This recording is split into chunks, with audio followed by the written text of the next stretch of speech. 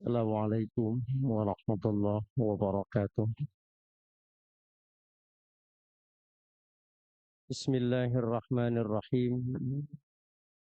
Alhamdulillahi haqqa hamdi. Wassalatu wassalamu ala khairi khalqih. Muhammadin rasulihi wa abdi. Wa ala alihi wa sahbihi min ba'di. Qala Allah Ta'ala fi kitabih. In kuntum tuhibbunallaha fattabi'uni yuhbibkumullah. Sadaqallahul azim. Wa sadaqa rasuluhun nabiyul habibul karim. Wa nahnu ala dzalika minasyahidin wa syakirin. Walhamdulillahi rabbil alamin. Hadirin ma'asyiral muslimin wal muslimat, jamaah salat zuhur Masjid Al-Ikhlas Mabes Polri, yang mudah-mudahan kita di siang hari ini selalu berada dalam kemuliaan-kemuliaan di sisi Allah Subhanahu wa taala. Amin ya rabbal alamin. Hadirin yang dimuliakan Allah Subhanahu wa taala, kita lanjutkan kajian kitab Nasaihud Diniyah wal Wasayal Imaniyah karangan Al-Habib Abdullah Al-Haddad rahimahullahu taala. Hadirin yang dimuliakan Allah Subhanahu wa taala, saya mengulang ingat lagi kajian bulan yang lalu. Saya tidak tahu apa sudah diamalkan atau tidak. Ada hadis yang saya sampaikan bulan yang lalu, yang Rasulullah Shallallahu Alaihi Wasallam bersabda, "Man qala raditu billahi robba wa bil islami dina wa bi Muhammadin nabiyya wa rasulah hina yusbihu wa hina yumsi salasa marratin kana haqqan 'alallahi ayyurdiyahu." Jadi kata Nabi, siapa yang membaca kalimat raditu billahi robba wa bil islami dina wa bi Muhammadin nabiyya wa rasulah. Dulu kalau kita masih kecil, masih ingat Ustaz mulai ya? Kalau kita ngaji masih kecil, raditu billahi robba wa bil islami dina wa bi Muhammadin nabiyya wa rasulah. Itu kata Nabi dibaca pagi 3 kali, sore 3 kali. Jadi hina yusbih wa hina yumsi 3 kali, tidak usah banyak-banyak. Bulan yang lalu saya sempat sampaikan, dibaca nggak ya? Dibaca ya, mudah-mudahan. Itu kata Nabi, kana haqqan 'alallahi ayyurdiyahu. Sungguh Allah akan meridhoi hidup dan kehidupan dia. Jadi kalau kita kepengen dalam ridho Allah Subhanahu wa taala, kata Nabi, baca itu amalan pagi dan sore sebanyak 3 kali. Cuma masalahnya bukan hanya sekedar ucapan. Bukan hanya raditu billahi robba wa bil islami dina wa bi Muhammadin nabiyya wa rasulah. Tetapi harus diimplementasikan di dalam kehidupan kita. Jadi bukan hanya sekedar raditu billahi robba, saya ridho Allah sebagai Tuhan, agama Islam sebagai agama kita, dan Nabi Muhammad sebagai Nabi dan utusan Allah. Bukan hanya sekedar ucapan di bibir, tapi harus ada pengejahwantahan dari kalimat yang kita baca itu. Nah, hadirin sekalian yang dimuliakan Allah Subhanahu wa taala, mudah-mudahan kita termasuk orang-orang yang bisa mengamalkan apa yang diajarkan Rasulullah SAW. Nah, pada kesempatan ini saya ingin menjelaskan tentang ada 3 karakteristik manusia itu dalam kehidupan kita Pertama, ada karakteristik manusia yang mencintai apa yang dicintai oleh Allah dan membenci apa yang dibenci oleh Allah. Ini ada kelompok manusia. Mencintai apa yang dicintai oleh Allah dan membenci apa yang dibenci oleh Allah.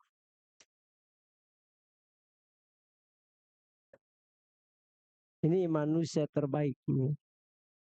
Ya, mencintai apa yang dicintai oleh Allah dan membenci apa yang dibenci oleh Allah. Nah, kelompok-kelompok ini nih, kalau kata para ulama ada kelompok-kelompok tuh. Ciri-ciri orang yang mencintai apa yang dicintai oleh Allah dan membenci apa yang dibenci oleh Allah. Ini termasuk bagian dari ini itu adalah orang-orang yang al-muqsitina. Orang-orang yang mampu berbuat adil di dalam kehidupan dia. Ini al-muqsitin ini termasuk kelompok orang yang mencintai apa yang dicintai oleh Allah dan membenci apa yang dibenci oleh Allah. Sebab nggak gampang untuk bisa menjadi orang yang adil itu. Adil itu kan definisinya wad'u syai' fi mahallih, ketika dia mampu menempatkan sesuatu itu pada tempatnya, itu adil namanya. Saya punya anak 3, yang satu mahasiswa, yang satu SMA, yang satu SMP misalnya. Apa kemudian semua saya harus kasih masing-masing 100.000? Apa itu dikatakan adil? Tidak. Jadi adil itu adalah orang yang mampu menempatkan sesuatu pada tempatnya. Ini namanya adil. Nah, kelompok muksid, Rasulullah Shallallahu Alaihi Wasallam mampu mencontohkan muksid ini dalam kehidupan beliau. Beliau ini kan orang yang paling adil. Kalau kita lihat dalam bagaimana kehidupan beliau. Dulu itu ada, saya baca ya di dalam satu riwayat itu. Di zaman Rasul itu ada perempuan dari Bani Makhzumiyah. Bani Makhzumiyah ini termasuk kelompok orang-orang yang punya kedudukan istimewa. Kayak kita darah biru gitu ya. Satu saat perempuan dari Bani Makhzumiyah ini kedapatan mencuri. Mencuri. Tidak tahu dengan alasan apa dia mencuri, padahal dia punya kedudukan. Sebab kalau dalam kehidupan kita kan ada yang namanya kleptomania. Ya. Padahal dia punya, tapi kadang-kadang dia suka ngambil hak orang lain. Sampai akhirnya berita ini sampai kepada Rasulullah Shallallahu Alaihi Wasallam. Sampai berita ini kepada Rasulullah. Sampai ada kekhawatiran orang-orang kafir Quraisy terhadap nasib perempuan dari Bani Makhzumiyah ini. Wah, celaka ini. Kalau Muhammad sudah tahu, kita bisa bayangkan bagaimana nanti hukuman yang akan diterapkan oleh Muhammad terhadap perempuan Bani Makhzumiyah ini. Tentu kita yang kaum-kaum yang punya kedudukan merasa kagak nyaman ini. Maka kemudian berundinglah orang kafir Quraisy ini. Lalu hasil perundingan itu, dia meminta sahabat Rasulullah namanya Usamah bin Zaid untuk melakukan diplomasi. Untuk menjadi mediator. Bagaimana keinginan-keinginan orang kafir Quraisy ini betul-betul tersampaikan melewat Usamah bin Zaid untuk disampaikan kepada Nabi Muhammad untuk bagaimana perempuan ini tidak mendapatkan hukuman. Karena biar bagaimanapun dia darah biru. Nah, ketika Usamah bin Zaid ini datang ke Rasulullah Shallallahu Alaihi Wasallam mengutarakan maksud dan tujuan apa yang diinginkan orang-orang kafir Quraisy, itu Rasulullah sempat agak sedikit kurang nyaman dengan apa yang dilakukan Usamah bin Zaid itu. Intinya Usamah meminta agar Rasul tidak memberikan hukuman kepada perempuan itu. Karena bagaimanapun dia darah biru. Gitu. Nah, Apa kata Rasulullah? Kehancuran umat-umat terdahulu, kata Nabi. Kehancuran umat-umat terdahulu itu disebabkan ketika ada orang-orang yang melanggar hukuman karena dia punya kedudukan tapi hukuman tidak diterapkan. Tetapi ketika yang melakukan hukuman, melakukan pelanggaran orang yang tidak punya kedudukan tapi hukum kemudian ditegakkan. Nah, disitulah Rasul menyampaikan bahwa kehancuran umat-umat terdahulu ketika hukum sudah tidak lagi mampu direalisasikan untuk keadilan kehidupan itu. Jadi Rasul agak sedikit kurang nyaman itu. Maka ditegurlah Usama bin Zaid. Inilah keadilan yang Rasulullah tanamkan. Artinya siapapun. Kata Rasulullah, ketika itu sudah melakukan perbuatan-perbuatan yang tidak disukai oleh Allah, maka dia berhak mendapatkan konsekuensi dari itu semua. Nah, ini termasuk orang-orang yang ketika dia mampu menegakkan hukum-hukum Allah itu termasuk orang yang mencintai apa yang dicintai oleh Allah dan menjauhi apa yang dijauhi oleh Allah. Yang kedua siapa? Yang kedua orang yang al-muhsinin. Al-muhsinin.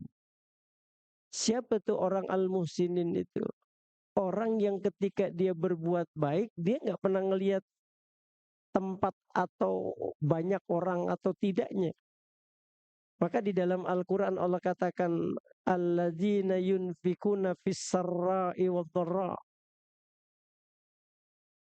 Orang-orang yang ketika dia berbuat baik itu dia nggak ngelihat lagi apakah perbuatan itu dipuji atau tidak. Baginya itu adalah Allah Subhanahu wa taala. Ini orang yang muhsin, orang yang ketika dia berbuat baik tidak ada harapan bahwa kebaikannya itu kemudian dibalas dengan kebaikan. Itu yang orang-orang muhsin itu. Ya. Makanya orang yang muhsin ini dia punya hati yang lembut. Hati yang lembut. Maka di sini dikatakan dalam satu hadis Rasulullah sallallahu alaihi wasallam, innal imana yabdu fil qalbi lumhatan bayda. Itu orang kalau udah punya hati yang lembut gitu ya, yang muhsin itu hatinya itu bercahaya, cahayanya putih sekali menerang. Makanya orang kalau sudah diselimuti oleh cahaya yang putih di hadap dirinya, maka setiap ada kebaikan-kebaikan yang datang itu dia nggak pernah sedikit pun melepaskan kebaikan itu. Setiap ada momen-momen kebaikan itu nggak pernah terlewati sedikit pun. Kenapa? Karena itulah kebaikan yang didatangkan oleh Allah yang dia harus betul-betul lakukan itu dengan baik. Itu muhsin. Makanya ketika ayat mengatakan wa minal laili fatahajjad bihi nafilatan laka asa ayyab'atsaka rabbuka maqaman mahmuda. Ketika Allah menyuruh di keheningan malam untuk melakukan ibadah di keheningan malam yang di dalamnya Allah memberikan sebuah kemuliaan, maka hal-hal seperti itu dia nggak pernah lepaskan.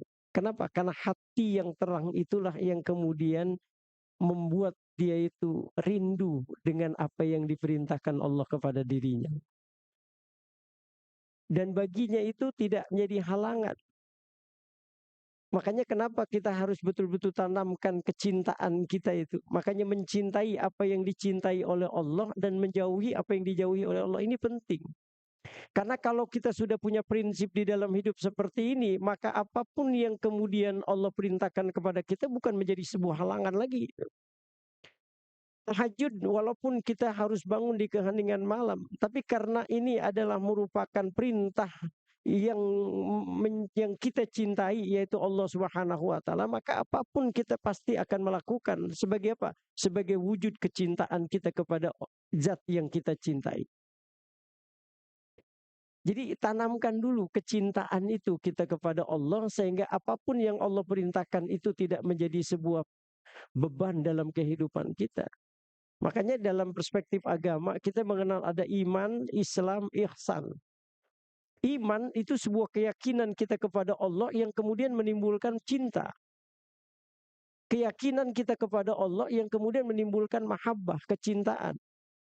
Maka kalau sudah menimbulkan sebuah kecintaan, maka Islam sebagai perwujudan dari kecintaan kita kepada Allah dengan melaksanakan segala perintah-perintah Allah, maka itu pun sudah tidak lagi menjadi sebuah halangan dan beban. Kenapa? Karena kecintaan itu yang membuat kita akhirnya menikmati apa yang diperintahkan Allah.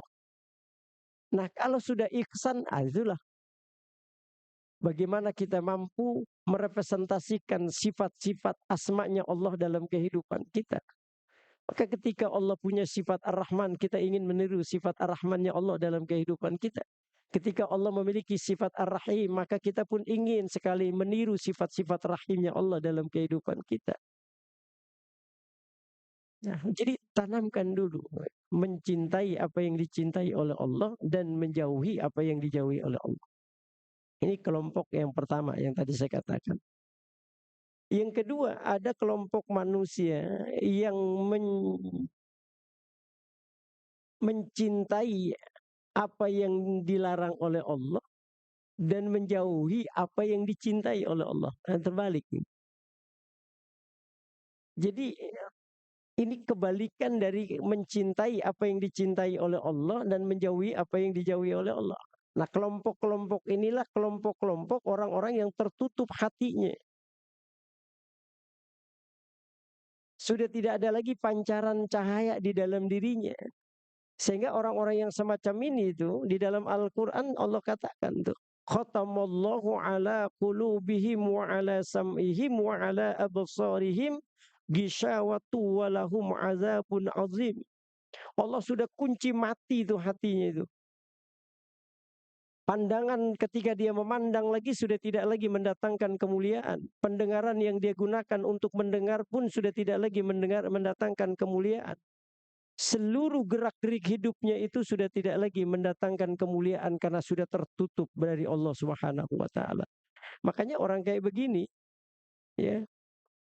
Innalladzina kafaru sawa'un 'alaihim a'anzartahum am lam tunzirhum la yu'minun. Mau kita kasih peringatan pun atau tidak, tetap aja hati mereka tidak pernah akan mau mengikuti apa yang menjadi keinginan kita. Kenapa? Karena sudah tertutup. Jadi dia mencintai apa yang dilarang oleh Allah dan menjauhi apa yang dicintai oleh Allah. Ini kelompok-kelompok kafir. Nah, yang ketiga ini. Yang ketiga ada kelompok pertengahan. Kalau bahasa kita sederhana itu, kelompok-kelompok munafikin itu. Orang munafik itu kan begitu. Ya, orang yang memiliki dua kepribadian ganda. Munafik tuh, Pak. Kadang dia bisa berperangai seperti orang yang mencintai Allah, kadang. Kadang dia bisa membuat satu sikap di mana dia terlihat membenci apa yang dicintai oleh Allah. Maka orang yang semacam ini berbahaya sebenarnya. Kalau kita cerita tentang kehancuran umat Islam ini kan rata-rata kelompok-kelompok seperti ini yang mereka masuk ke dalam Islam tapi tujuannya hanya untuk menghancurkan Islam dari dalam. Ini yang disebut dengan munafik i'tiqadi kalau dalam bahasa agama itu. Ini munafik ada dua sebenarnya. Jadi ada munafik i'tiqadi, ada munafik amali. Kalau munafik i'tiqadi itu adalah orang yang munafik tetapi sudah masuk pada ranah ketauhidan. Jadi dia mengaku sebagai umat Islam tapi sebenarnya tujuannya untuk menghancurkan Islam. Maka di zaman-zaman dulu itu ada namanya Abdullah bin Sabah yang kemudian melahirkan kelompok-kelompok Syiah itu kan dari Abdullah bin Sabah yang terkenal dengan Syiah Sabaiyahnya gitu. Itu orang-orang Persia yang mereka dendam terhadap umat Islam lalu kemudian dia masuk ke dalam Islam tujuannya adalah untuk menghancurkan Islam. Makanya kelompok-kelompok semacam ini ditegaskan oleh Allah di dalam Al-Qur'an wa minan nasi may yaqulu amanna billahi wa bil yaumil akhir wa ma hum bimumin. Kata Allah wa minan nasi may yaqulu amanna billahi wa bil yaumil akhir. Dan sebagian mereka itu Muhammad, ada orang-orang yang memang mengaku dia beriman kepada Allah dengan mengatakan amanna billah. Dan dia beriman kepada hari akhirat. Wa ma hum bimumin. Padahal dia enggak beriman. Nah, itu kelompok-kelompok munafik i'tiqadi itu Pak, berbahaya sekali itu. Makanya Allah katakan yukhadi'unallaha walladzina amanu wa ma yakhda'una illa anfusahum wa ma yash'urun. Mereka seolah-olah ingin menipu Allah, menipu orang-orang yang beriman kepada Allah. Hati mereka ingkar, walaupun perwujudan dia mengakui iman kepada Allah, tapi hatinya ingkar. Dia seolah-olah ingin menipu Allah tuh. Ingin menipu kita orang-orang yang beriman. Padahal kata Allah wa ma hum bimu wa ma yakhda'una illa anfusahum wa ma yash'urun. Enggak ada yang tertipu. Dia sendiri yang tertipu. Mereka tidak sadar kalau apa yang mereka lakukan nanti itu akan berbawa dampak keburukan terhadap diri mereka. Ini munafik. Ini orang yang berada di tengah-tengah. Gitu. Ini kelompok manusia seperti itu. Orang kayak begini ini hatinya sudah tidak ada lagi itu. Qalbun salim di dalam diri. Nah, hadirin sekalian yang dimuliakan Allah Subhanahu wa taala. Ini kelompok munafik itu ini berbahaya. Ada munafik amali, Pak. Munafik amali itu siapa munafik amali? Orang yang beriman kepada Allah, menjalankan segala perintah-perintah Allah, tetapi memiliki karakteristik seperti orang munafik itikadi.